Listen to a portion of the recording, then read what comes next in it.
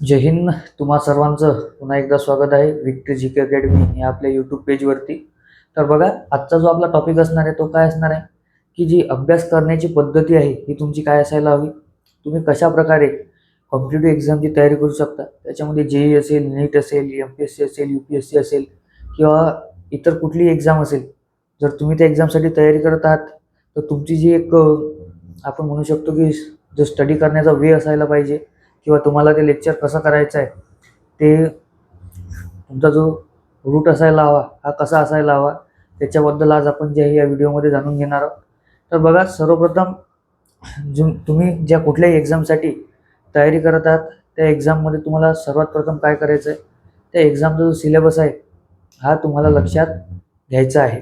तर बघा, जसं की जर आपण ज्यावेळेस विचार करतो त्यावेळेस त्याच्यामध्ये खूप सारे एक्झाम्स येतात. त्याच्यामध्ये जेई असेल, नीट असेल, MPSC असेल, UPSC असेल, SSC असेल.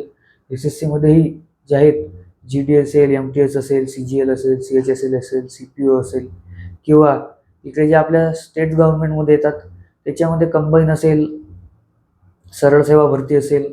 त्याच्यामध्ये तुम्ही जो आहे हा स्टडी कसा करायला हवा. बघा, प्रामुख्याने ज्यावेळेस तुम्ही एक्झामसाठी जाता त्याच्यामध्ये UPSC आणि राज्यसेवा जर ह्या दोन एक्झाम आपण सोडून दिल्या तर आपल्याला बघायला मिळेल की ज्या बाकी सर्व एक्झाम्स आहेत याच्यामध्ये जे आहेत हे आपल्याला ऑब्जेक्टिव्ह टाईप जे आहेत हे प्रश्न बघायला मिळतात.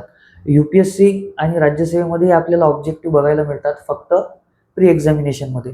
तर बघा, तर त्याच्यासाठी तुमचं काय असायला हवं. सर्वात प्रथम बघा, तुम्ही काय करायला पाहिजे. सर्वात प्रथम तुम्ही त्याचं जे आहे हे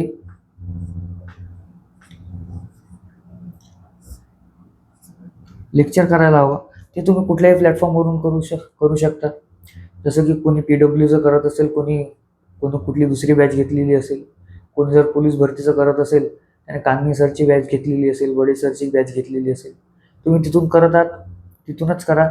बघा, तुम्ही बघा ज्यावेळेस हे लेक्चर करता त्यावेळेस तुमच्याजवळ काय असायला हवं. त्याच्यामध्ये तुम्ही दोन गोष्टी लक्षात ठेवा. त्या लेक्चर करताना जर तुम्ही ते विषय आहेत त्याच्यामध्ये मॅथ्स आणि रिझनिंग असेल किंवा कुठलाही जो विषय असेल ज्याच्यामध्ये तुम्हाला कॅल्क्युलेशन करायचं आहे, त्याच्यामध्ये तुम्हाला रफ काम जे आहे हे करायचं आहे, त्याच्यासाठी तुमच्याजवळ एक रफ नोटबुक असायला हवी लेक्चर करता वेळी. तर बघा, ज्यावेळेस तुम्ही लेक्चर करतात त्यावेळेस तुमच्याजवळ जी नोटबुक आहे त्याच्यामध्ये तुम्ही जे रफ काम करत आहात त्या पर्टिक्युलर सब्जेक्टसाठी. बट काय होत आहे की जर तुम्ही ज्यावेळेस कुठलाही दुसऱ्या सब्जेक्टसाठी तयारी करत आहात त्या वेळेस आपल्याला बघायला मिळेल ज्याच्यामध्ये GK असेल किंवा कुठलाही जसा सब्जेक्ट असेल की ज्याच्यामध्ये तुम्हाला जे आहे कॅल्क्युलेशन करायची नाही आहे, त्याच्यामध्ये तुमची जी पूर्ण रिकॉल पॉवर आहे ही जी आहे हे काम करणार आहे. तर बघा, त्यावेळेस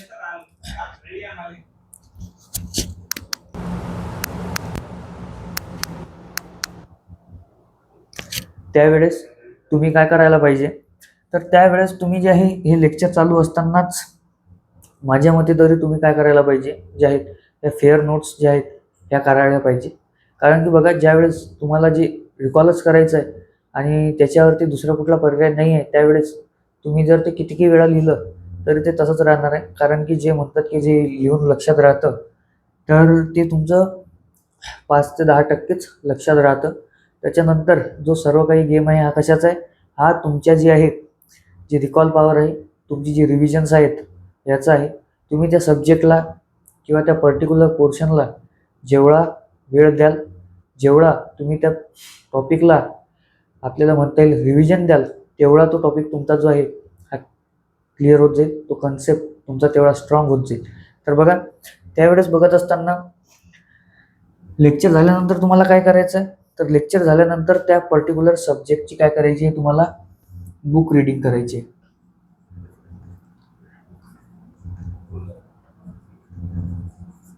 बघा, ज्यावेळेस तुम्ही बुक रिडिंग करत आहात त्यावेळेस काय असणार, तुम्हाला त्या पर्टिक्युलर सब्जेक्टसाठी त्या सरांनी सांगितलेलं किंवा तुम्ही मार्केटमधून आणलेलं जे चांगलं बुक असेल ते बुक तसे सर्व चांगलेच असतात. फक्त त्या पर्टिक्युलर एक्झामशी रिलेटेड बुक जे आहे हे तुम्हाला वाचायचं आहे. बघा, ज्यावेळेस तुम्ही हे बुक रीड करत आहात त्यावेळेस काय बघायचं आहे तुम्हाला, हे बुक रिडिंग करत असताना तुम्हाला जो टॉपिक तुमचा आज या लेक्चरमध्ये झालेला आहे तो टॉपिक तुम्हाला या बुक रीडिंगमध्ये जो आहे हा कव्हर करायचा आहे. आता तो टॉपिक या बुक रीडिंगमध्ये कव्हर झाल्यानंतर जी तुमची स्टेप असणार आहे ती काय असणार आहे, ती असणार आहे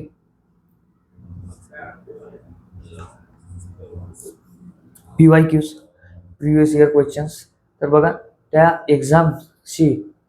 एक्झाममध्ये जो टॉपिक जर तुम्ही लेक्चर केलेला आहे, ज्याची तुम्ही बुक रीडिंग केलेली आहे, आता त्याच टॉपिकचे प्रश्न तुम्हाला जे आहेत ते कशामध्ये बघायचे, ते PYQsमध्ये बघायचे. याच्यामुळे काय होतं बघा, ज्यावेळेस तुम्ही लेक्चर केलेलं आहे, बुक वाचलेलं आहे, जवळपास तुमचा आता 80 ते 90% त्या टॉपिकमधील पोर्शन जो आहे कव्हर झालेला असतो. फक्त तुम्हाला काय बघायचं असतं की त्या टॉपिकवरून जो प्रश्न आहे हा एक्झाममध्ये कसा येत आहे, म्हणजे कसा विचारला जात आहे, हे तुम्हाला काय होतं ज्यावेळेस तुम्ही PYQs बघता त्यावेळेस तुम्हाला कळतं. तर बघा हे PYQs झाल्यानंतर काय आहे, तर PYQ झाल्यानंतर आहे नोट्स. तर बघा नोट्समध्ये काय येतं, आता सर्वात प्रथम तुम्ही काय करा, एक तुम्हाला सांगतो हे नोट्स आणि बुक याच्यामध्ये जे आहे हा तुम्ही डिफरन्स जो आहे हा जाणून घ्या काय असतो. तर बघा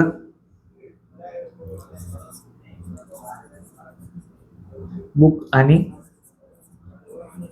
नोट्स याच्यामध्ये डिफरन्स काय आहे बघा, ज्यावेळेस तुम्ही बुक बद्दल बघता त्यावेळेस काय होतं, त्या बुकमध्ये जे आहे ते खूप सारे टॉपिक दिलेले असते, त्याच्यामध्ये तुमच्या एक्झाममध्ये जे येणारे आहेत हे जे आहेत हे फार मोजके असतील.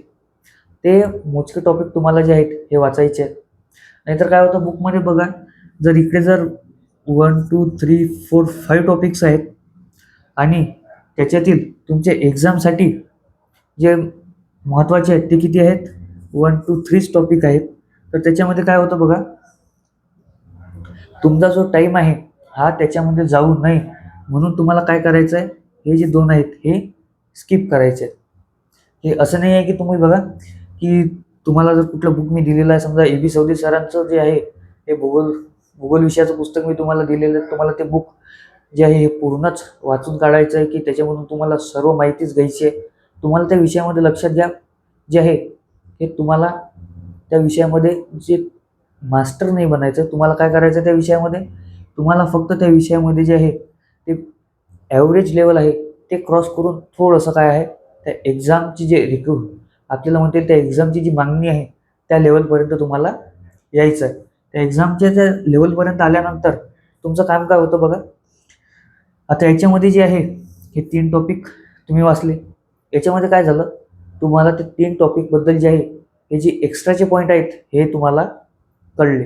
आता ते एक्स्ट्राचे पॉईंटसुद्धा कळलेले आहेत म्हणजे काय होतं की तुम्हाला जर ते एक्झाममध्ये जर जे पॉईंट्स या नोट्समध्ये दिलेले आहेत आणि त्याच्यातील समजा थोडंसं काही मिसमॅच होत आहे की थोडीशी माहिती जी आहे बुक्समध्ये एखाद्या वेळेस जास्त असते, एखाद्या वेळेस जी पर्टिक्युलर नोट्स असतात त्याच्यामध्ये काय असते जास्त असते, किंवा याच्यामध्ये कमी असू शकते, याच्यामध्ये जास्त असू शकते, असा प्रकार होऊ शकतो.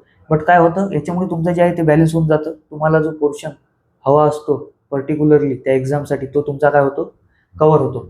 तर नंतर बघा हे जे झालं हे तुम्हाला डिफरन्स सांगितलं मी. आता तर नंतर बघा आता हे जे नोट्स आहेत ह्या आणि बुक्स यांच्याबद्दल, तर बघा जे बुक्स आहेत ह्या तुम्हाला बघा हे जे आहेत हे टीचर रिकमेंडेड वापरायचे आहेत, किंवा त्या फील्डमध्ये तुम्हाला बघायला मिळेल त्या फील्डमध्ये जर कुठे जर वरच्या लेवलवरती असेल त्याच्यामध्ये सिलेक्ट झालेलं असेल, किंवा तुम्हाला माहिती आहे की हा जो पुढचा व्यक्ती आहे हा त्या फील्डमध्ये जो आहे हा चांगला आहे, याला त्यामध्ये खूप सारं नॉलेज जे आहे हे आहे, तुम्ही त्याला विचारून जे आहे हे बुक्स घेऊ शकता.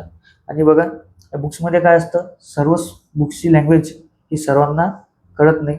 तर हे लक्षात घ्या की ज्या बुक्सची लँग्वेज तुम्हाला लवकर कळते, तुम्हाला लवकर त्या बुकमध्ये वाचलेलं जे आहे हे तुम्ही रिकॉल करू शकता, हे तुम्हाला तशाच प्रकारचं बुक घ्यायचं आहे. आणि नोट्स, तर नोट्स बघा नोट्स मी तुम्हाला रिकमेंड करेल की तुम्ही नोट्स हे कोणाच्या विकत न घेता जे आहे हे तुम्ही स्वतःच्या बनवा.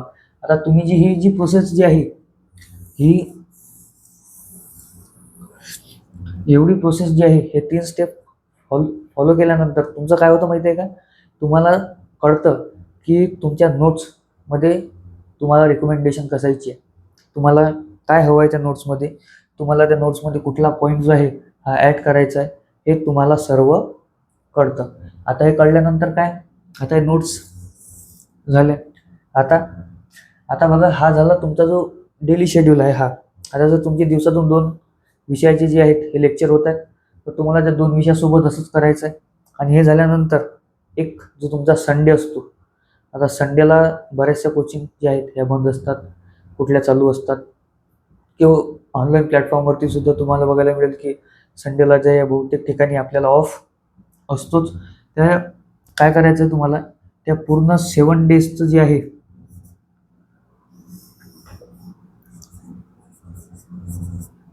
जे पूर्ण 7 डेज आहेत, त्या तुम्ही या 6 दिवसामध्ये 7 दिवसामध्ये समजा जे पूर्ण पोर्शन कव्हर केलेलं आहे त्याच्यावरती तुम्हाला एक रिव्हिजन द्यायची आहे. ती रिव्हिजन कशी असेल, तुम्हाला आता ही प्रोसेस फॉलो नाही करायची आहे. तुम्हाला फक्त आता काय करायचे आहे, तुम्ही ज्या काढलेल्या तुमच्या नोट्स आहेत त्या वाचायच्या आहेत. त्या वाचायच्या म्हणजे कशा, आणि तुमच्या नोट्स कशा असायला हवा, तुमच्या नोट्स ज्या आहेत त्या बुलेट पॉईंटमध्ये असू शकतात किंवा कॉलनेल टेक्निकवरती असू शकतात.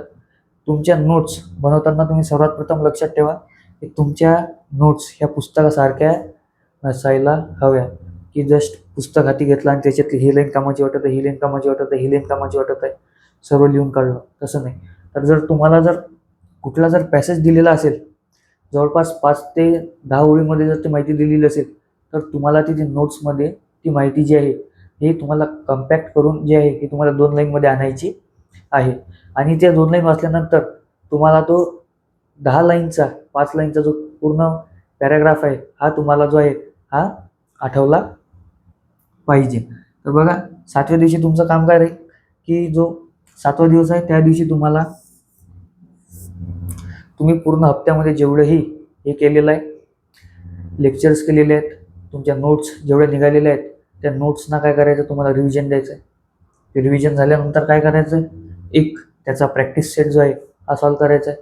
तो प्रॅक्टिस सेट सॉल्व केल्यानंतर काय, त्या प्रॅक्टिस सेट तुम्हाला ॲनालाइज करायचा आहे की त्याच्यामध्ये तुमचा पर्टिक्युलर त्या टॉपिकमध्ये कुठला पॉईंट जो आहे हा वीक आहे.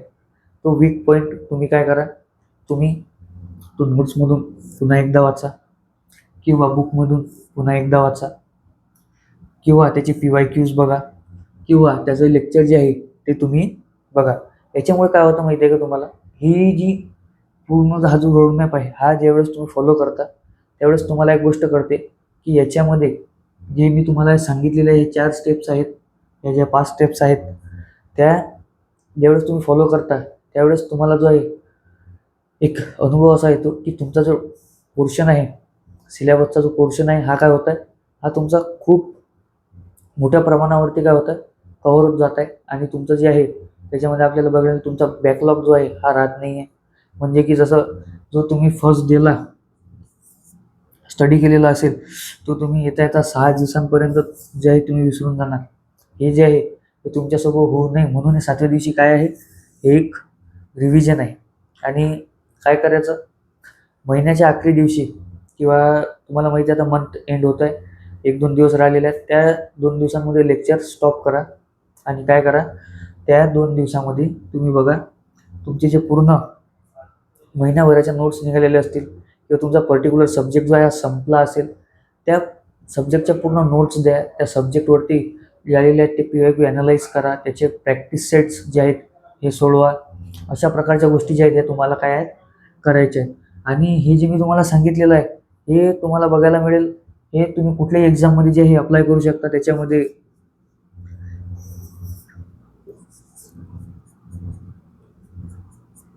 नीट असेल, JEE असेल, UPSC असेल, MPSC असेल किंवा आपल्याला काय म्हणता येईल SSC असेल किंवा अजून कुठल्या प्रकारची जर एक्झाम असेल तर त्याच्यामध्ये तुम्ही काय करू शकता, हे जे आहे ते फॉलो करू शकता. बघा, ज्यावेळेस मी हा सांगितलेला जो एक रोडमॅप आहे तुम्हाला जो कसा स्टडी करायचा आहे, याच्यामध्ये काय होतं की याच्यामध्ये तुम्हाला रिझल्ट जो आहे हा इन्स्टंटली भेटणार नाही आहे. कारण की जो आहे हा रिझल्ट तुम्हाला जवळपास तुमचा एक सब्जेक्ट संपल्यानंतर किंवा जवळपास तुमचा जो आपल्याला म्हणता येईल 1 महिना किंवा 2 महिने जे आहेत हे संपल्यानंतर तुम्हाला याचा जो आहे हा रिझल्ट जो आहे हा मिळायला सुरुवात होणार. कारण की बघा, ज्यावेळेस तुम्ही हा टॉपिक कव्हर करतात आणि त्याच्यामध्ये जर बिगिनर असाल तर तुम्हाला जे आहे पहिले 2-3 महिने जे आहेत हे त्याच्यामध्ये भरपूर त्रास होणार आहे. तुम्हाला रिकॉल करण्यामध्ये त्रास होणार आहे. तुम्हाला कन्सेप्ट समजून घेण्यामध्ये जो आहे हा त्रास होणारच आहे. हे गोष्ट तुम्ही लक्षात ठेवा. तर चला भेटू पुढच्या व्हिडिओमध्ये. जय हिंद, जय भारत.